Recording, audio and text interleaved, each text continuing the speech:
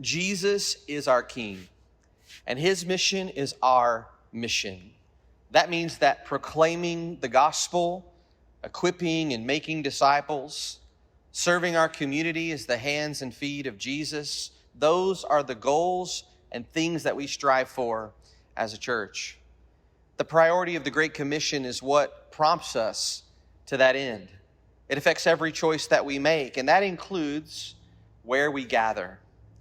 Or to say it another way, any potential meeting place needs to be vetted by how fully it impacts our ability to reach people with the gospel and do those things that we've just said. I believe that at Mercy View, it is time now for us to, with intentionality, begin to pray that the Lord would allow us to have a space that is a mission-advancing location. Now today, on behalf of the elders, I want to bring just a short message to you and share with you a growing conviction that we have. And I want to be really straight with you in our time. We believe that it is time for us to enter into an intentional time of prayer and even fasting as a church to pray for both direction and provision, in particular as we think about where we gather to live out the Great Commission. We want to pray for direction because in one sense, we don't claim to know the Lord's specific plan for us. We want to petition God to give us spiritual eyes so that we can see what he sees. And that could be a new space, a more permanent location. It could mean that we stay right where we are, but we want to pray to that end. We also want to pray and even fast for provision, because if he makes it clear that a new or permanent location is his desire for us, we will need his grace in providing the resources to do that. We are comforted by the fact that the Holy Spirit speaks in one voice, and he does not confuse us. And we believe also that there is power in prayer when a church comes together around an effort in some mysterious way that moves the heart of God. Well, we want to see where the Lord is at work in this question about a location and join him in that work. Now, while we definitely understand that what the Lord may reveal is that we are to stay where we are, the elders also want to share with you our heart again here. So this is how we would say it. We believe more than ever before that we need our own space. Now, we're willing to wait on the Lord with his timing on that, but we believe that now is the time to, with intentionality, to petition the Lord to that end. And we believe that apart from prayer, apart from utter dependence on him, and the stuff that we're responsible for practically that he gives us, we labor in vain. I'm reminded of Jesus' words in John 15, beginning in verse 4. He says, "Abide in me and I in you. As the branch cannot bear fruit by itself unless it abides in the vine, neither can you. I am the vine, you are the branches. Whoever abides in me and I in him, he bears much fruit. But apart from me, you can do nothing." And then he says later, a couple verses later, "If you abide in me and my words abide in you, ask whatever you wish and it will be done for you." Jesus' words here are clear. Apart from him, we can do nothing. But with him, as Paul says in Ephesians 4, he is able to do far more abundantly than all that we ask or think, according to the power at work within us. And we want to tap into that power, not for our own glory, but for his. And so we want to invite you to join us as we seek the Lord for a Romans 12:2 reality, God's good and perfect and pleasing will. Now, I want to talk a little bit more with you about why we need our own space and how, as a part of our prayer seeking God's will in this, you can understand why we think it's appropriate to pray in that direction. First, we just want to say at a very high level that we don't believe that the discussion about mobile church, sharing space versus a permanent space is necessarily a neutral conversation. And here's what I mean. There are absolutely pros and positives about being a mobile church. We've experienced those in our past. Right now, we share space with Memorial. There are absolute positives there because of our relationship there.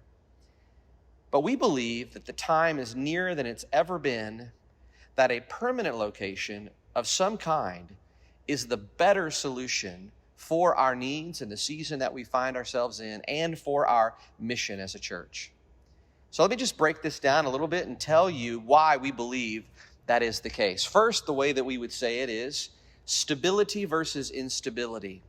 Or maybe we could say it this way: self-determination versus the being at the mercy of other people or other forces and factors. The renting or leasing church, which is what has been true of us for our 11 years, will always be at the mercy of the landlord. Mercy View has rented space for its entirety, its 11-year history, and in all of these situations, short time or long, we didn't or don't control our location or space and ultimately our destiny. And that includes our current reality even here with our generous hosts at Memorial. Let me just give you some examples from our past. At one point, our very first landlord at Seventh-day Adventists made an offer on a church building in South Broken Arrow. And if we were still there at that time, we would have had to move. It did not come to that, and we needed a larger space. But again, we were dependent on the plans and the priorities of others. Calvary, if you remember, for those that were with us at this time, at the end of their run was absorbed by another church, and now that building is occupied by another congregation. Unforeseen changes at every turn hit renters the hardest, and our run there had timed out. And consider the last place we were in before Memorial, Wilson Teaching and Learning Academy, a part of the Tulsa public school system. And we had no long-term lease there, and the stability that might come from that. They allowed us to rent month to month, which sounds ideal, but in reality, that also means that they can then toss you out at any point. And then, of course, we all know in 2020, COVID hit, and that's exactly what had to happen. Wilson was a great place to meet, probably my favorite so far. But we were completely at the mercy of another entity, and we paid a high cost for that. And really connected to that point, we could maybe even make this argument. When we needed a building the most, we did not have one. An argument could be made that when COVID first hit, had we been in our own building, our losses might have nearly not been so great. But again, we were at the mercy of places like the Tulsa Metro Baptist Network, and they were gracious to us. We were able to meet outside, record messages there indoors. And again, we're grateful for that, but that is not an ideal setup for a church. If we had owned our own building at that moment, we could have created a strategy that fit our church and still would have had a home to call people to. But unfortunately, we were left homeless. Here's the second thing we want to invite you to see. Permanence contributes to stability and viability. Whether we like it or not, the culture that we live in, and we've been told this by other churches and pastors and people, that stability is often equated with a fixed, non-transient location. In fact, it could be said that sharing space or being a mobile church can actually communicate the opposite of that, a lack of durability and a lack of dependability. The reality is that most people have never been to a church plant. They've definitely never been at a church in the beginning of its existence. So most people just aren't used to that. It's a new idea. Most people are used to a steady brick and mortar presence. And it just matters more than we realize that people care about that. And I really think there are seen and unseen benefits in the future when we cross over to the possibility of a wise ownership of a suitable building. Of course, it has to be in the right location, has to be the right price, but what happens when we find that place for us? We are pounding a stake in the ground for gospel proclamation in that place, not only for today, but by God's grace, hopefully decades of time in the future. And when the community that church is located in sees families gathering and children playing several days a week at the church and activity happening at the church, it's just one of the many ways that the gospel can become visible in a community through something as simple as a building. Rent is temporary.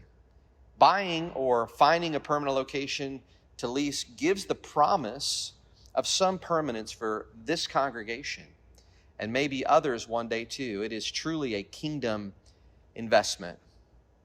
Here's some other considerations. Historically, at least within the West, most churches have a permanent gathering place. That is the norm. There is a reason that is the norm and it has worked. Sure, there are ways to be bad stewards of our church spaces. But a church that desires to make a significant impact in its community has to wrestle with what we're talking about here today. The possibility that a building, a permanent location, is the right missional move for us. We don't need to over-spiritualize it, but we can just say buildings can be outposts for the kingdom if stewarded well. Most of the churches here in Tulsa that we would characterize as strong and vibrant have a building, some kind of property ownership, and it's working in their favor 24/7, 365 days a year. When a church is ready to make a long-term commitment to a neighborhood or an area here in Tulsa, here's what they do. They buy. We see examples all over town of this very thing, and it happens in the north side, in the south side, here in Midtown, west, east. It's actually, it can be a good stewardship of our money to invest in a long-term ministry location. Studies have shown actually that more people are likely to serve and give at a permanent location. For those of you that were a part of our Wilson days, you know how difficult the setup and teardown was. Having your own location just from day one is less setup. And you can not only do that, but set up according to your specifications. That improves Sunday worship right off the bat. Permanent sound systems sound better in one location. A permanent place just needs less of that. It provides more room then for you to think about other things, attending to other details. I actually think it increases permanency for staff and volunteers because they aren't being asked to spend countless hours setting up and tearing down. We've experienced and seen the effects of volunteer burnout, and that is a major obstacle in many, many ways.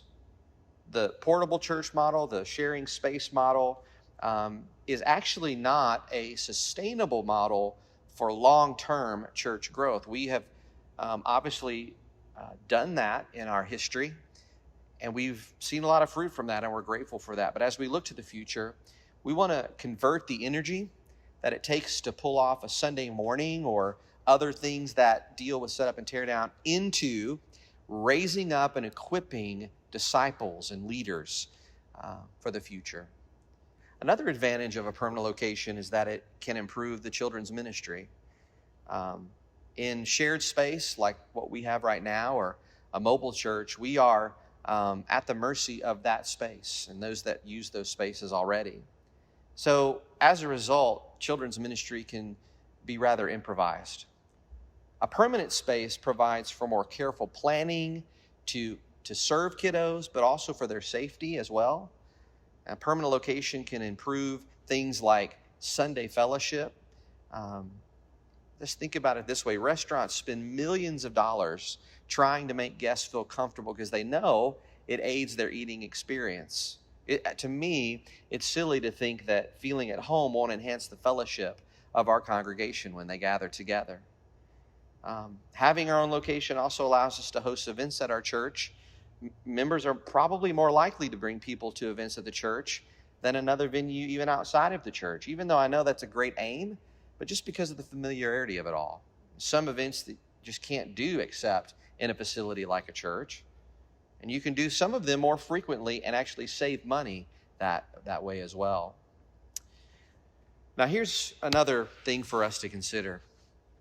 Wherever we go, and no matter what time we meet, Sunday morning services in this part of the country is just the front door of the local church. Meeting at 5 o'clock, again, at the whim of the landlord, and being very limited in what we can do and where we can meet and when, is a hindrance to ministry planning and fruitfulness in many ways.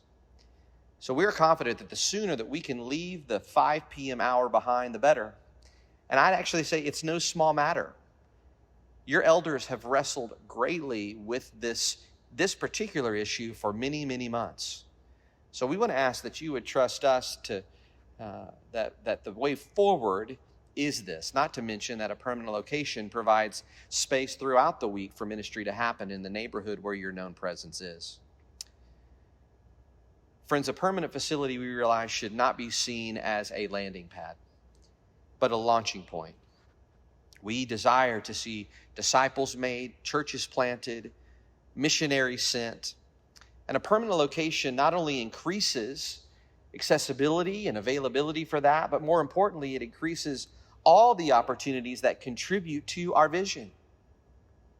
Or said another way, a permanent location increases our potential to realize our vision.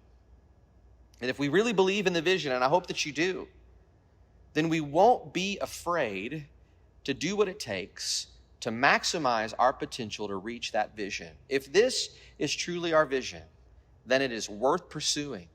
It is worth the effort. It is worth the striving. It's worth the cost to attain it. One way that you can think of vision is this. Vision is the ability to see a better, more fruitful future despite the short-term pain to get there. Friends, we can have hope as we look forward, as we embody that vision, but that vision is going to exceed our current capabilities if we stay where we are. So vision requires faith for us as well to execute. Vision always exceeds our current capabilities and resources. So we are going to expect that this step of prayer and asking the Lord for direction, and even asking the Lord that He might provide for us a permanent location, it probably is going to bring some temporary discomfort. However, the sacrifice is going to yield benefits that are far superior to the comfort of remaining at the status quo. There is a more fruitful future for Mercy View, we believe, on the other side of that discomfort. So these are some of the reasons we want to invite you to pray, and if it's the Lord's will, that He would give us direction and maybe even provision for our own space. But let me be really clear. We do not want this pursuit to be a distraction from what is most important for us as a church. We are called to preach the gospel. We are called to make disciples, plant churches, and serve the city and beyond. And we recognize that those things aren't constrained by where we gather. To have our own space is not our ultimate vision. We believe that our vision is to see individuals and families and all the church communities that exist within Mercy View to be equipped, to be formed in the gospel to the glory of God. And we believe, though, partnered with that, that can be more effectively done from a welcoming facility that is accessible from ministry and outreach 7 days a week. And as we look to the future, the elders believe that a permanent facility would be one of the necessary components in reaching that vision. Let me end with where we started. We believe it is time for us as a church to pray and fast for direction with an intentionality that we haven't entered into before as a church. Again, we don't know the Lord's specific plan for us today, so we want to ask God to open the eyes of our heart to know what His will is on where we meet. And again, this could include staying where we are, and we're open to that being the answer to that prayer. But we as elders believe it is likely a new space. And again, what we are asking for is, if that's the case, provision. Provision, because if He makes it clear that a new space is where He wants us to be, we are going to need His grace to provide the resources to do so. We believe that there is power in prayer, friends, and that a church that's praying together moves the heart of God in a mysterious way. And in the days and weeks and even months to come, we are going to give you additional ways to join us in prayer. But wherever you may be meeting and whenever you may be meeting, we want to ask you to join the elders in prayer around these efforts. And I want to close with a verse from 1 Peter 3. It says this, "For the eyes of the Lord are on the righteous, and his ears are open to their prayer." Church, let's pray.